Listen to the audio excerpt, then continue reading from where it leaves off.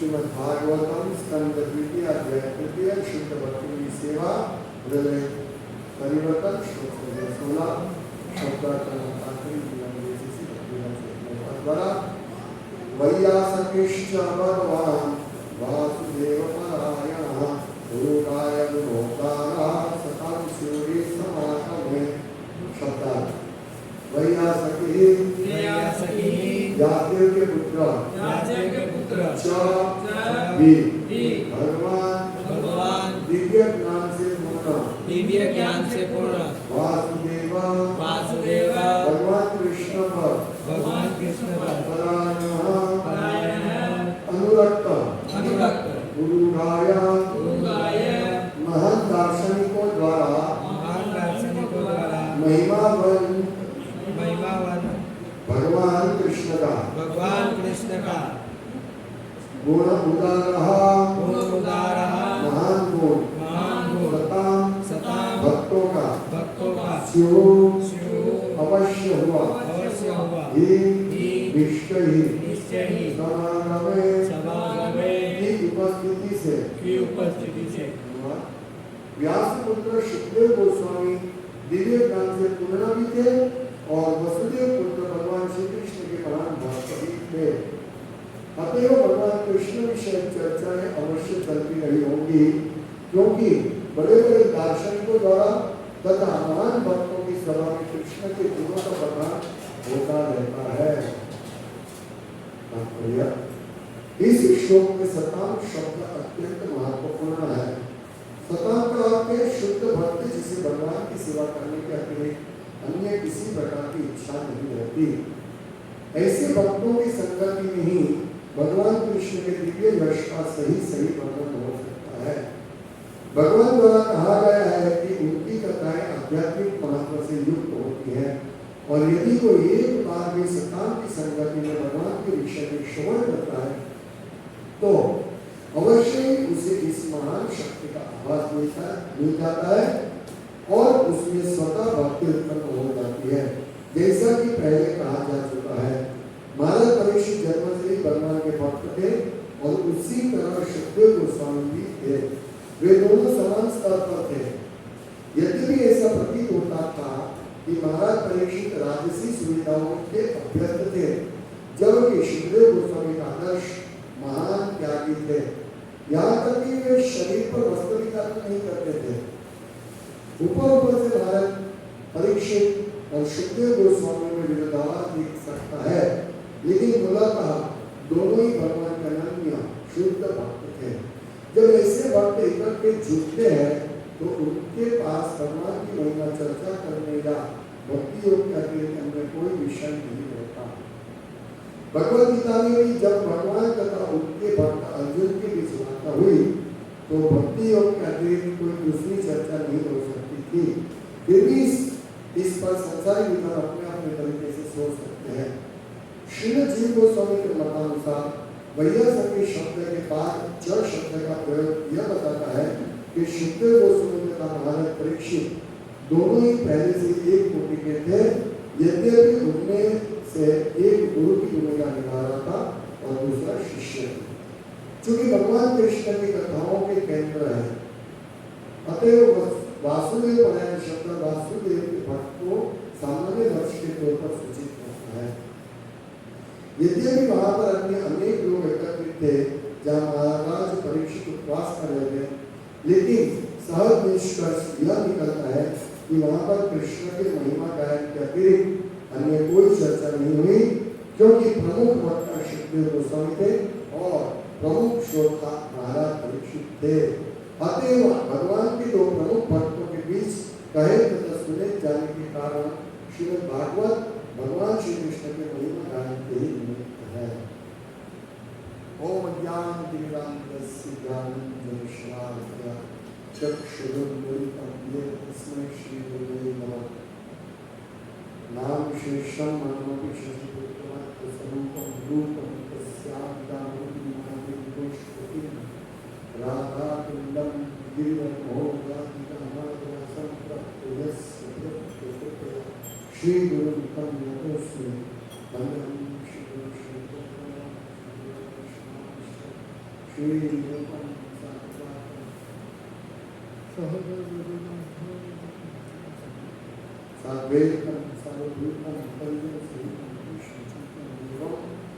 राधा कृष्ण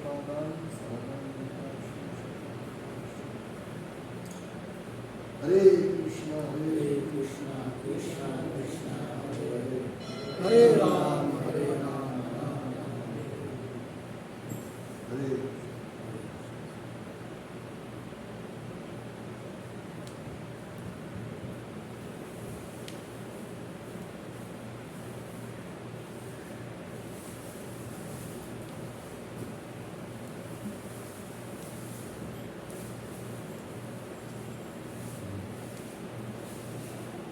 वैया सतीश्च भगवान वासुदेव परायण। वासुदेव परायण यानी भगवान कृष्ण की सेवा में अनुरत, जो वासुदेव परायण उसको बोलते हैं, जो भगवान की सेवा में अनुरत हैं। तो यहाँ किसकी बात करें? वैया सती। वैया सती यानी गार्गिल के पुत्र कौन? शुद्धदेव। वैया सतीश्च भगवान। वैया सतीश्च यानी ये दोनों व्यासदेव, आज के श्लोक में व्यासदेव के पुत्र शुद्धदेव गोस्वामी के बारे में, और कल के श्लोक में आपने देखा आंसर में देखा कि परीक्षित महाराज के बारे में बताया। ये दोनों ही भगवान वासुदेव परायण। ये दोनों भगवान यानी पूर्ण ज्ञान से, वैदिक ज्ञान से पूर्ण, दिव्य ज्ञान से पूर्ण ये। और यहाँ गुरु का है गुणोदारा। गुरु का मतलब महान दार्शनिक गुरु का, जिनकी गुणगान गाते हैं, जिनका यश का घोषणा करते रहते हैं, वो भगवान श्री कृष्ण। उदारा, गुण उदारा, महान गुण उसमें है। और सतान, सतान यानी भक्त। प्रभुपाद यहाँ से शुरू करते हैं तात्पर्य में, क्या कहते हैं कि इस श्लोक में सतान अत्यंत महत्वपूर्ण है। सतान का अर्थ है शुद्ध भक्त, जिसे भगवान की सेवा करने का अतिरिक्त हमें किसी प्रकार की इच्छा नहीं रहती। ये क्यों महत्वपूर्ण है सतान शब्द? क्योंकि वो ऐसे भक्त हैं जो भगवान की सेवा के अतिरिक्त कुछ नहीं चाहते। हम इस शब्द को समझेंगे। जनरली भक्त जुड़ते हैं, नए भक्त जुड़ते हैं, फिर धीरे धीरे भक्तों का संग करते हैं। वासुदेव भक्तों का संग करते हैं, धीरे धीरे संग करके उसकी इच्छा होती है सेवा करने। तो सेवा करने की इच्छा है, पर हृदय में इंद्रिय तृप्ति की इच्छा है। तो ये सतान, उसको ये नवोदित भक्तों को सतान लेवल पर पहुंचना है, जहां सतत सेवा की इच्छा है। ये कैसे पॉसिबल है? हम सबको इंद्रिय तृप्ति की इच्छा तो रहती है, कुछ भी करें, लेकिन ये इंद्रिय तृप्ति की इच्छा धीरे धीरे कम करना है। कैसे? वो भी हमारे हाथ में है, इंद्रिय तृप्ति की इच्छा कम करना। ऐसे नहीं कि चलो अभी ये नहीं करेंगे, वो नहीं करेंगे, अभी हम इंद्रिय तृप्ति संभोग करेंगे, नहीं, ऐसे नहीं। लेकिन इसको कैसे कंट्रोल करें वो समझना है। ये पॉइंट हम समझेंगे। जैसे नए भक्त आते हैं, फिर वो दीक्षा लेने के लिए उत्सुक होते हैं, देखते हैं कि वो दीक्षा लेनी आवश्यक है, धीरे धीरे उसको ज्ञान होता है। तो जब दीक्षा लेते हो शरणागत होना चाहिए। तो जब दीक्षा लेते हैं, ये प्रायः देखा जाता है कि शरणागति से लेकर नए आते हैं, जब नया भक्त आते हैं तो वो सतान की तरह रहते हैं, सब सेवाएं करता है, सब सेवा उसकी रुचि है। लेकिन जैसे ही फिर उसको सोचता है अभी मुझे दीक्षा लेनी है, तो क्या होता है? दीक्षा लेते हैं ना, तो दीक्षा लेने के टाइम जो कंडीशन क्या है वो बताओ। श्रीमद् भागवतम में 2 स्कंद पढ़ना है, जैसे कोई परम पूज्य भक्तिवेदांत महाराज के संग में दीक्षा लेना चाहते हैं तो 2 भागवतम के स्कंद पढ़ने हैं, फिर कृष्ण मुख पढ़नी है, भगवद गीता 2 गीता पढ़नी है, ये कंडीशन, ठीक है। मैं मंजूर है मुझे कंडीशन, लेकिन ये कंडीशन इसलिए है कि ये शुरुआत है, इसको पढ़ने के बाद हमारी रुचि बढ़ेगी, इतना पढ़ने से हमारी रुचि बढ़ेगी और पढ़ने के लिए। लेकिन दीक्षा लेने के बाद तो क्या पढ़ रहे हैं? तीसरा स्कंद प्रथम अध्याय प्रथम श्लोक। 2 साल के बाद भी दीक्षित भक्तों को पूछे थे ऐसा नहीं होना चाहिए। या फिर दीक्षा लेने के लिए हम जो करते हैं हम करेंगे, लेकिन दीक्षा लेने के बाद नहीं। कभी कभी बहुत बार ऐसा होता है, शरणागत हो गए, अभी दीक्षा लेनी है इसलिए थोड़ा ऐसा काम करना पड़ेगा ताकि हमको दीक्षा मिल जाए। ये सत्तान लेवल पर नहीं पहुंच पाएंगे। मैंने देखा ऐसे भक्तों को, मुझे मालूम पड़ता है, तुरंत पड़ जाता है। क्या किया मालूम है कि राधे तुमसे थोड़ा अच्छे व्यवहार करेंगे तो दीक्षा तो मिल जाएगी। नहीं, ये भावना नहीं होनी चाहिए। ये सीखना है ना। राधे को आज ये कल नहीं रहेंगे, लेकिन हम तो परमानेंट रहेंगे ना। परमानेंट मतलब आत्मा का मन रहेगा ना। तो ये सकाम इच्छा है कि मुझे दीक्षा चाहिए, लेकिन मुझे पूरा भगवान की सेवा नहीं करनी, इसीलिए दीक्षा के लिए जो मिनिमम रिक्वायरमेंट मैं कर लूंगा। तो ये शिक्षा नहीं है, ये शिक्षा गलत है। हम सबको ये सीखना है कि भाई ये शुरुआत है और हम ऐसा नहीं किसी को दिखाने के लिए भक्ति करें, वो नहीं होना चाहिए। चाहे मैं 10 साल के बाद दीक्षा चले, हालांकि जो भक्त वास्तव में भक्ति में आगे बढ़ना चाहता है, सत्ताम भक्त बनना चाहता है, सत्ताम, तो वो व्यक्ति तुरंत ही दीक्षा लेने के तैयार हो जाएगा। ओ मुझे अभी ये पहला ये स्टेप है, तुरंत 16 माला शुरू कर देगा, तुरंत दीक्षा लेने के लिए तैयार हो जाएगा। भाई मुझे किस प्रकार से भगवान में वासुदेव कर हो वो मुझे सिखाओ। जैसे हम परीक्षित महाराज को देखा हमने कल कि कैसे वो खिलौना से खेल रहे थे, कृष्ण भावना उत्पन्न थे, मतलब भगवान की नकल कर रहे, भगवान के खिलौना, भगवान के पूजा का नकल कर रहे थे। वो कृष्ण की पूजा कर रहे थे, जो बड़े बड़े लोग घर में करते थे कृष्ण की पूजा, उसका अनुकरण करते थे। जैसे श्री प्रभुपाद, वो छोटे थे प्रभुपाद, तो देखा वो दारू मंदिर में जाते थे और रथ यात्रा के बारे में सुना था, तो उसने मैं भी रथ यात्रा निकाला, तो उन्होंने रथ यात्रा छोटा निकाला, छोटा रथ ढूंढा।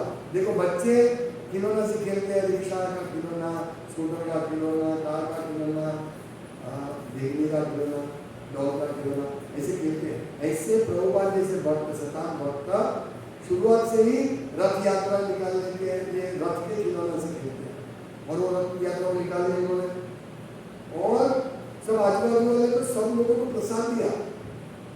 जैसे पुरी में रथ यात्रा होती है, इसी प्रकार उन्होंने रथ यात्रा निकाला, कीर्तन किया, 2 दिन का फेस्टिवल किया।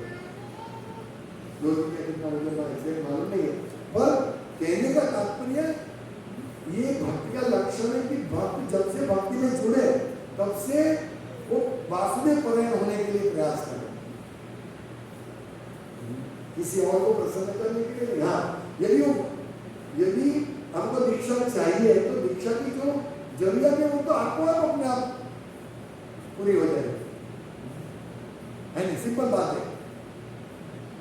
यदि हम दीक्षा चाहते तो दीक्षा की प्रेरणा कहाँ से मिलेगी? रीडिंग से मिलेगी, भक्तों के संग से मिलेगी, सेवा करने से मिलेगी। हम ऐसा नहीं कि पहले दिन आए चलो भाई तुम दीक्षा ले लो, नहीं, वो शिक्षा लेता है, और शिक्षा लेते लेते वो शिक्षा में क्या आता है? यही शिक्षा आती है, भागवतम पढ़ने की शिक्षा, भक्तों की सेवा, भगवान की सेवा करने की शिक्षा। सिंपल बात है, लेकिन मन में कोई और उद्देश्य होता है। लोग बात कहते हैं कि कभी कभी भक्त आते हैं, उनके मन में उद्देश्य हो जाता है, फिर थोड़ी भक्ति करते हैं, उसको उद्देश्य पूरा हो जाता है, चला जाता है। हमें ऐसा भक्त नहीं है, हमें सत्ताम, यहाँ यही प्रभुपाद कहते कि सत्ताम का अर्थ है शुद्ध भक्त, जिसे भगवान की सेवा करने के अतिरिक्त अन्य किसी प्रकार की इच्छा नहीं रहती है। ऐसे भक्तों की संगति में ही भगवान कृष्ण के दिव्य यश का सही वर्णन हो सकता है। तो हमें भी ऐसा बनना है, और हम जिन जिनका संग कर रहे हैं वो ऐसे होंगे तो हम ऐसे करेंगे। तो हमारा लक्ष्य क्या होना चाहिए? ऐसे भक्त बनना कि हमारी हृदय में कोई इच्छा नहीं हो सिवाय भगवान की सेवा करने की। तो ये हृदय में जो कलमश है उसका क्या है? काम, क्रोध, लोभ, मोह, मत्सर, ठीक है, उसको उसकी जगह रहने दो, वो अपने आप साफ हो जाएगा। हम उसको भक्ति का माध्यम पकड़कर हम वो इंद्रियों की इच्छा पूर्ण नहीं करें। यानी यदि हमको भक्ति में आगे बढ़ना तो शुद्ध भक्ति के लिए दीक्षा आवश्यक है, तो दीक्षा के लिए जो जरूरत है वो अपने आप पूर्ण हो जाएगी। वो शरणागति क्यों लिया जाता है? यस, अभी मैं करूँगा, अभी मैं ये करूँगा, नहीं कि ठीक है, जब तक दीक्षा तक हम ये मायावादी क्या करते हैं? भक्ति करते हैं, फिर जब वो सुनते हैं कि अभी मैं अच्छा भक्त बन गया, इसलिए गुरु को छोड़ देते हैं और फिर अपने आप भगवान के साथ संबंध करने का प्रयास करते हैं। जैसे प्रभुपाद निदान देते हैं कि भाई व्यक्ति सीढ़ी चढ़ गया, ऊपर पहुंच गया, फिर वो सीढ़ी फेंक दिया, तो सीढ़ी गुरु है, गुरु के माध्यम से ऊपर जाता है, फिर सीढ़ी फेंक दिया। ये मायावाद है, मायावादी सिद्धांत है कि वो लोग सोचते हैं अभी गुरु की क्या आवश्यकता है? नहीं, गुरु सतत चाहिए, सतत वाणी सेवा में, बपू सेवा में नहीं हो तो वाणी सेवा में चाहिए। इसीलिए गुरु सिलेक्शन में हमें गंभीर होना चाहिए। ठीक है, सब ले रहे दीक्षा, मैं भी ले लूं, नहीं, हमें पूर्ण रूप से समझना है।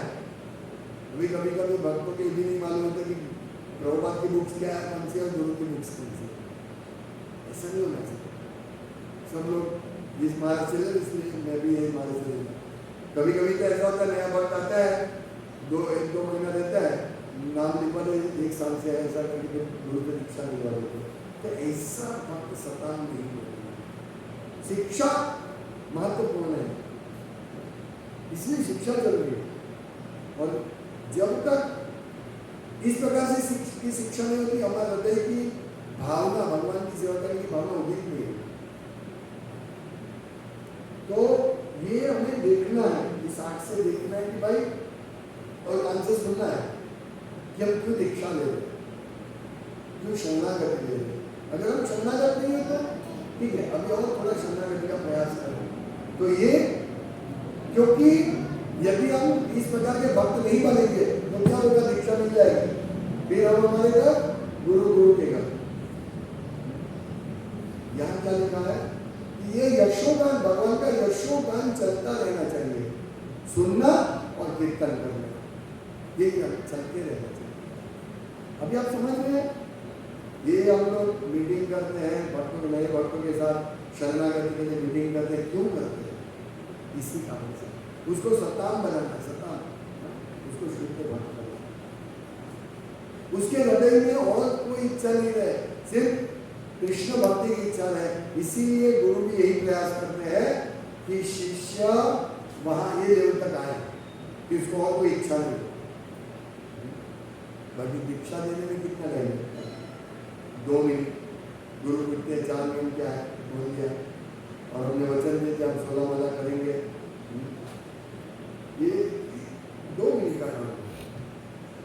लेकिन ये 2 मिनट तक पहुंचने के लिए, और ये शुरुआत है, ये 2 मिनट तक पहुंचने के लिए हमें अभ्यास करना पड़ेगा, क्योंकि 2 मिनट तो एक फॉर्मेलिटी है।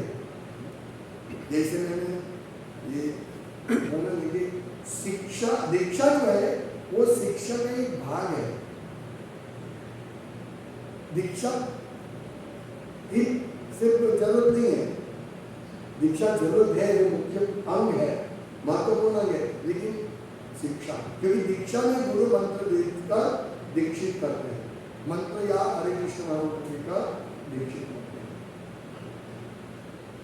अभी दूसरा होता है अन्य प्रकार की दीक्षा, मंत्र दीक्षा, ब्राह्मण दीक्षा, शिष्य दीक्षा, क्षत्रिय दीक्षा, ऐसी दीक्षा होती है। इसको मतलब ब्राह्मण दीक्षा ही है, लेकिन धीरे धीरे वास्तविक वैश्य को भी दीक्षा होती है, अलग दीक्षा होती है, उसका मंत्र अलग है।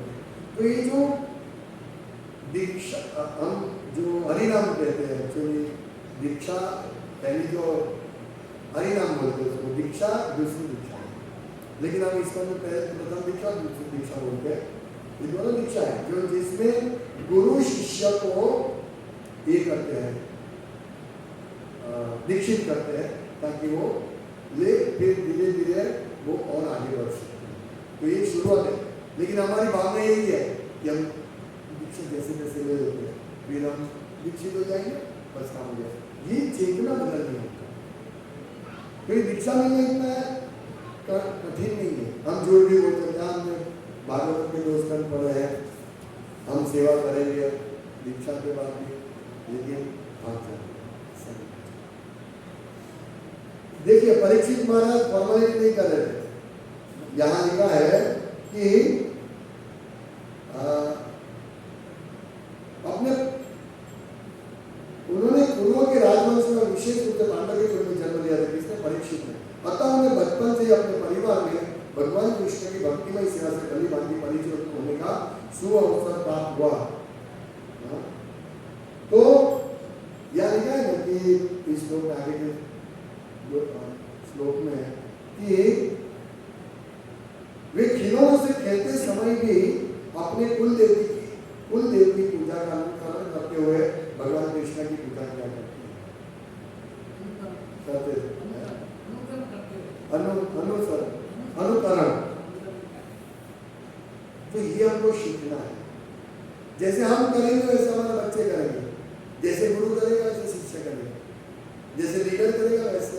इसीलिए जो गुरु है, दो प्रकार के गुरु होते हैं, एक मुक्त होते हैं, गुरु मुक्त, जनरली मुक्त गुरु से दीक्षा लेनी चाहिए, और एक वो नित्य बद्ध नहीं होता है, वो मुक्त जीव होता है। और एक गुरु होते हैं जो मुक्त व्यक्ति का अनुसरण करते हुए वो भी कड़काई से स्ट्रिक्टली वो आज्ञा का पालन करते हैं, वो भी गुरु समान है। ये दोनों गुरु है। जो कड़काई से पालन करते हैं वो मुक्त नहीं है, पर भी कड़काई से पालन करते हैं वो भी गुरु की जरूरत है। तो ऐसे सब देखना चाहिए हम सबको। इस प्रकार गुरु उत्तम, मध्यम और कनिष्ठ हो सकते हैं, लेकिन अत्यंत उत्तम गुरु से हम शिक्षा सरलता से कृष्ण वासुदेव परायण हो सकते हैं। तो ये सब बात हमें सीखनी है कि कैसे वासुदेव परायण होना है, और इसीलिए दीक्षित करते हैं गुरु। वासुदेव परायण, हम वासुदेव परायण नहीं है, हमको वासुदेव परायण बनाने के लिए गुरु दीक्षा देते हैं, समझिए। लेकिन हम क्या करते हैं? दीक्षा मिल गई, अभी कौन शिक्षा गुरु, कौन दीक्षा गुरु, अभी मैं अपने आप बढ़ता रहूंगा आगे। नहीं, ये अगर चेतना है हमारी, इसको अभी काट दो। ये दीक्षित भक्तों में ज्यादातर दिखती है। दीक्षा लेने के बाद कितने भक्त दीक्षा ले, लेकिन कितने लोग सिंसियर है, गंभीर कितने, कितने सेवा में उत्साहित है, ये महत्वपूर्ण है। इसीलिए पहले दिन जब से हमको मालूम पड़ा हो भगवान कृष्ण की सेवा को छोड़कर कुछ और नहीं करना चाहिए, तब से लेकर हमको मृत्यु तक हमें ये सेवा करते रहना है। ये चेतना आगे बढ़ गई। लेकिन नुकसान किसको है? चलो मैंने दीक्षा ले ली, लेकिन मेरी चेतना दीक्षा मिले तब तक मैं अच्छी तरह सेवा करूंगा, फिर देखेंगे। तो नुकसान किसको है? हमको। ये समझ। अभी यहाँ दूसरा पॉइंट, ये पहला पॉइंट सताम का। अभी दूसरा कि जब ऐसे भक्त इकट्ठे होते हैं तो उनके पास भगवान की महिमा चर्चा करने या भक्ति और अतिरिक्त करने कोई विषय नहीं रहता। ये देखो, इसलिए बारंबार ये पॉइंट प्रभुपाद हमको सिखा रहे हैं, और मैं भी बारंबार बोलता हूँ कि भाई दो भक्त मिलते हैं तो उनके पास भगवान के नाम के अलावा कुछ नहीं, भगवान की चर्चा के अलावा कुछ चर्चा नहीं होनी चाहिए। ये महत्वपूर्ण पॉइंट है। ये सीखना है। ऐसा नहीं कि सतत भाई कृष्णा की बात ही करते रहे, कृष्णा का, लेकिन कृष्ण कथा के लिए, कृष्ण सेवा के लिए जो महत्वपूर्ण है वो जरूरी है। जैसे पोछा मारना वो दो बार अलग है। भक्त ने बोला है, प्रभु जी ने बोला है कि भाई सिर्फ कृष्ण कथा ही करनी चाहिए, ये पोछा मारने की बात मत करो, ऐसा नहीं। मंदिर में एक भक्त था, अभी भी है, तो वो कुछ कृष्ण शब्द के अलावा कुछ नहीं बोलते थे, मौन रखते थे। तो मैं उनको कभी पूछता था तो वो बोलते नहीं। ऐसा मौन नहीं चाहिए हमको। कृष्ण की सेवा के लिए जो बोलने वो मौन ही है। कृष्ण के अलावा कुछ और बोलना वो मौन नहीं है, वो मौन भंग है। तो हमें वैसा मौन रखना है जिसमें हम बहुत बोले, लेकिन क्या बोले? कृष्ण की चर्चा करें, कृष्ण की सेवा के बारे में बोले। कृष्ण की सेवा के बिना कुछ भी बोला तो वो मौन भंग हो गया। इसे मौन रखना चाहिए कम से कम हफ्ते में एक बार, यानी हफ्ते में एक बार कम से कम हमको सिर्फ और सिर्फ कृष्ण की ही चर्चा करनी है। फिर धीरे धीरे ऐसा अभ्यास होता जाएगा, ऐसा अभ्यास होता जाएगा, लेकिन हम पूरे जीवन शतान भक्त करेंगे। तो ये पॉइंट है, जब दो भक्त मिलते हैं तो ऐसी बात चलती है। और ऐसा अभ्यास होने के बाद भक्त जब किसी कर्मी को मिलेगा तो उसका अभ्यास यही रहेगा, उसको कृष्ण की बात ही बोलेंगे, उसको और कुछ बात नहीं करो। तो हम देखते हैं ब्रह्मचारी के कपड़े पहने हैं, तिलक लगाया हुआ है, मुंडन है, एकदम अच्छा भक्त, शुद्ध भक्त दिख रहा है, लेकिन उसके मुंह से क्या निकलता है? नॉनसेंस, सब कुछ काम का नहीं चीज निकलता। आप समझ गए इसका मतलब? कुछ काम का बात नहीं। अभी मेरे पर एक वीडियो भेजा था, मेरे लिए कौन है उटपटांग बातें कहता रहता है, एकदम बात ऐसी करेगा, ये तो बहुत बढ़िया मोटिवेशनल स्पीकर है। शुद्ध भक्त, शुद्ध तो क्या है? वर्णन है कि दोनों को चर्चा करने या भक्ति योग के आगे करने का विषय नहीं रहता। अभी आप समझ सकते हैं कौन शुद्ध भक्त और कौन मूर्ख है। तो हमें ये आज हम 1% भगवान की बात करते हैं, फिर धीरे धीरे धीरे धीरे करके हमें 100% भगवान की बात में लगना है। और दूसरा, यह दोनों विरोधाभास है। ये एक सुखदेव गोस्वामी है जो शरीर पर वस्त्र भी धारण नहीं करते थे, और एक परीक्षित महाराज जो राजा थे। ये दोनों विरोधाभास है, लेकिन दोनों का एक ही देवता कृष्ण कथा का श्रवण कीर्तन कर, इसीलिए विरोधाभास नहीं है। बल्कि सुखदेव गोस्वामी राजा को मिलने आए क्योंकि वो कृष्ण भक्त थे। भगवान ने सुखदेव गोस्वामी को भेजा। सुखदेव गोस्वामी कहीं नहीं जाते थे, किसी जगह क्योंकि गाय का दोहन करने का जितना समय लगता उतना ही समय रहते थे, लेकिन यहाँ तो उन्होंने 7 दिन कथा सुनाई, क्योंकि वो भी शुद्ध भक्त थे और सामने वाला भी शुद्ध भक्त। इसे प्रभुपाद कहते हैं कि यहाँ यद्यपि वहां पर अन्य अनेक लोग एकत्रित थे जहां परीक्षित महाराज उपवास कर रहे थे, लेकिन सहज निष्कर्ष यह निकलता है कि वहां पर कृष्ण के महिमा गायन के अतिरिक्त अन्य कोई चर्चा नहीं हुई। क्यों ऐसी चर्चा? क्योंकि प्रमुख वक्ता सुखदेव गोस्वामी थे और प्रमुख श्रोता महाराज परीक्षित थे।